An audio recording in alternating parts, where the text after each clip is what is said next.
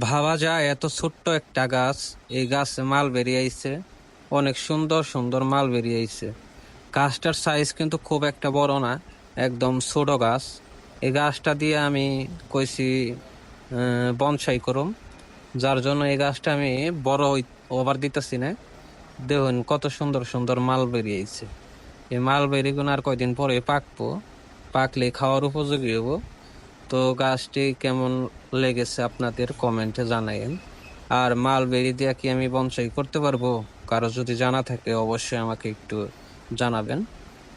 আমার খুব ইচ্ছা এই গাছটা দিয়ে আমি মালবেরি গাছটা দিয়ে বনসাই করব। কিছু ফল আইছে এইবার, এই ছোট গাছে ফলাইয়া পড়ছে। কল্পনাও করতে পারি না এত ছোট গাছে ফলাবো।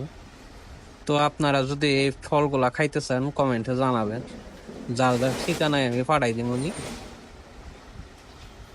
এর আগে আমি কোনোদিন মালবেরি খাই নাই, তবে গাছে আইছে, যদি পাহে থাকে তাহলে আমিও খাইয়া টেস্টিং করব। তো গাছটি কেমন লেগেছে